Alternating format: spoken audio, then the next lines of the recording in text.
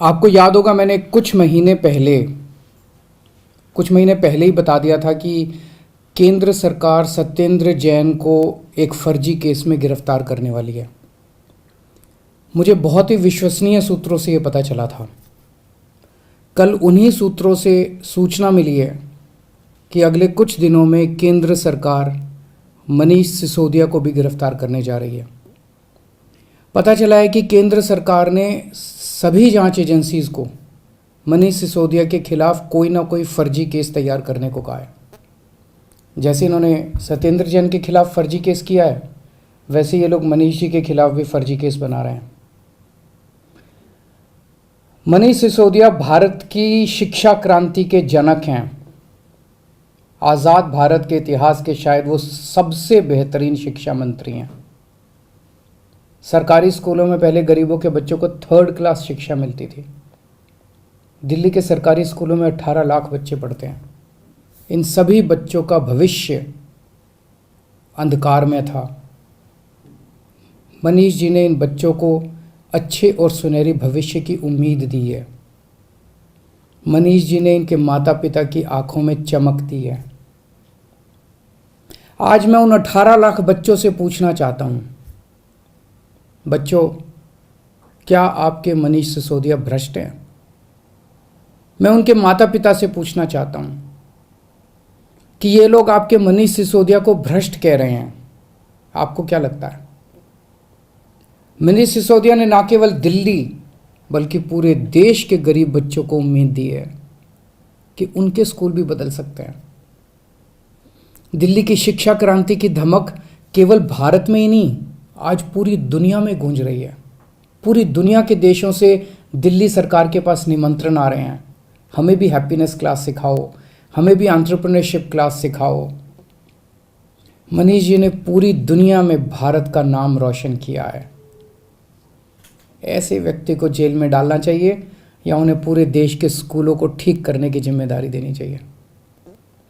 मुझे ऐसा लगता है कि सत्येंद्र जैन और मनीष सिसोदिया को फर्जी मामलों में जेल में डाल के दरअसल ये लोग दिल्ली में शिक्षा और स्वास्थ्य के क्षेत्र में जो अच्छे काम हो रहे हैं ना, उन्हें रोकना चाहते हैं।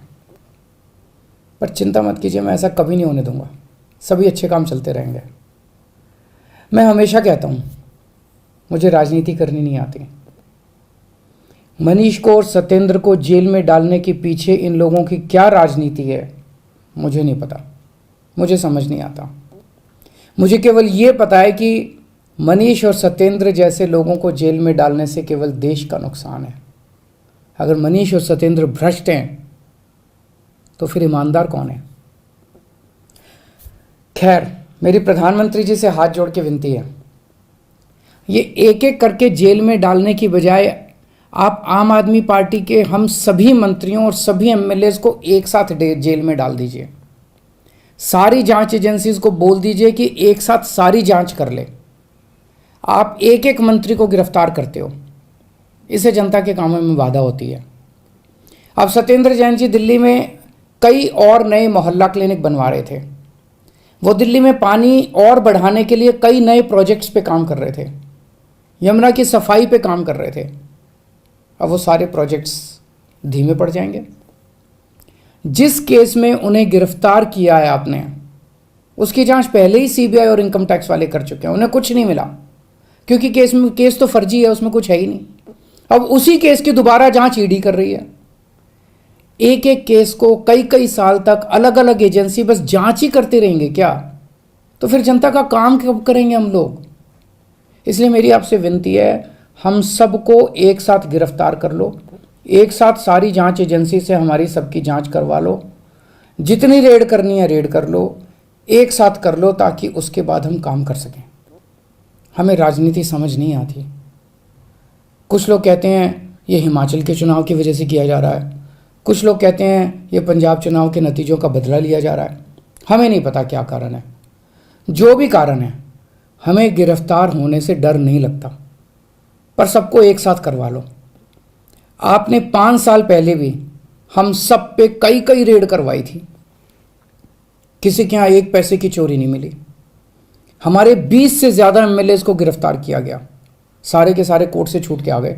सब मामलों में कोर्ट ने जांच एजेंसियों को खूब डांटा कि क्या कर रहे हो।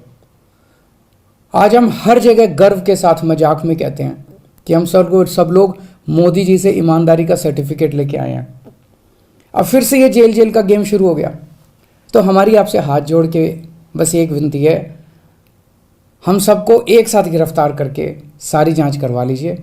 मुझे पूरा विश्वास है एक बार फिर से हम आपसे देश की सबसे ईमानदार और देशभक्त पार्टी का सर्टिफिकेट लेके जाएंगे।